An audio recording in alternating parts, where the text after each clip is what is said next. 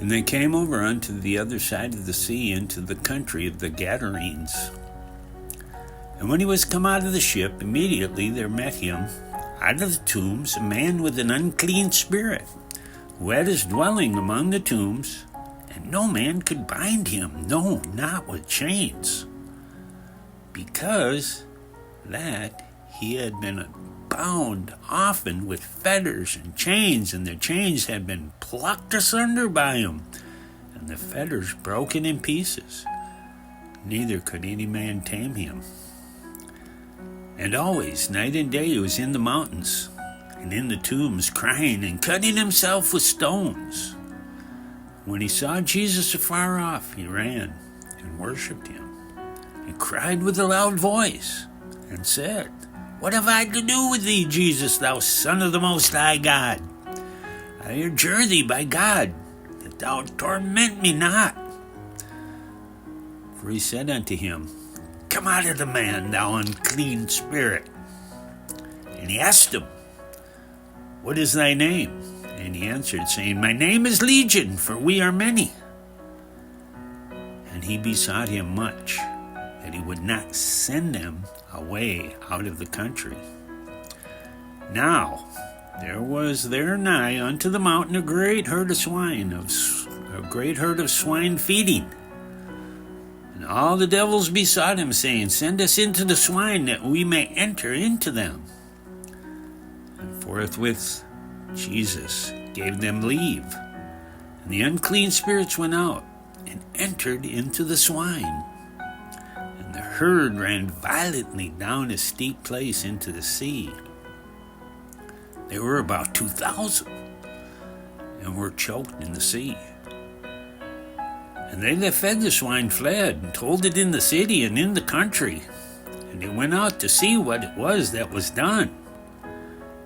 And they come to Jesus, and see him that was possessed with the devil, and had the legion, sitting and clothed, and in his right mind. And they were afraid. And they saw it, told them how it befell to him that was possessed with the devil, and also concerning the swine. And he began to pray him to depart out of their coasts. And when he was come into the ship, he that had been possessed with the devil prayed him that he might be with him.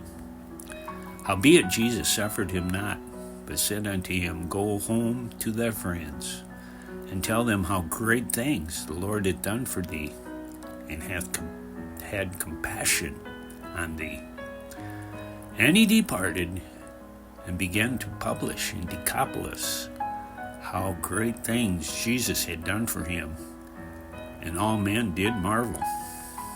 And when Jesus was passed over again by ship unto the other side, much people gathered unto him, and he was nigh unto the sea. And behold, there cometh one of the rulers of the synagogue, Jairus by name. And when he saw him, he fell at his feet, and he besought him greatly, saying, My little daughter lieth at the point of death. I pray thee, come, and lay thy hands on her, that she may be healed, and she shall live.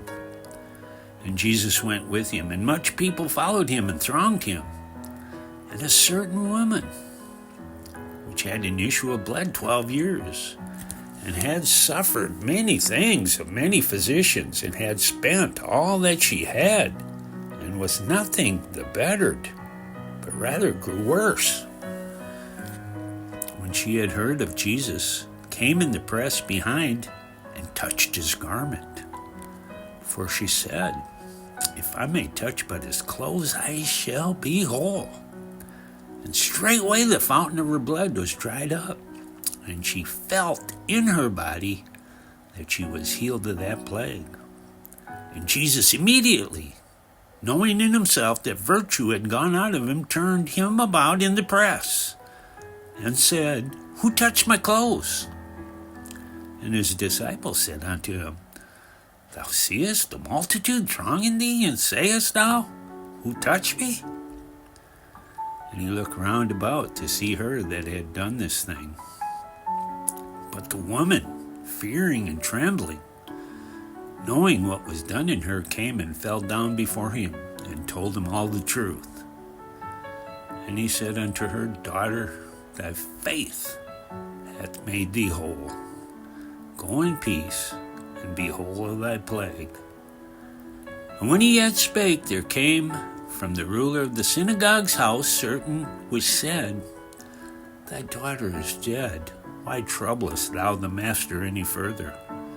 As soon as Jesus heard the word that was spoken, he saith unto the ruler of the synagogue, Be not afraid, only believe. And he suffered no man to follow him, save Peter and James and John the brother of James. And he cometh to the house of the ruler of the synagogue, and seeth the tumult, and them that wept and wailed greatly. And when he was come in, he saith unto them, Why make ye this ado and weep? The damsel is not dead, but sleepeth. And they laughed him to scorn. But when he had put them all out, he taketh the father and the mother of the damsel, and them that were with him, and entered in where the damsel was laid. And he took the damsel by the hand, and saith unto her, Talitha cumi, which is, being interpreted, Damsel, I say unto thee, arise.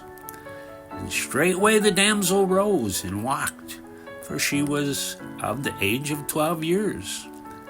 They were astonished with great astonishment. And he charged them straitly that no man should know it, and commanded that something should be given to her to eat.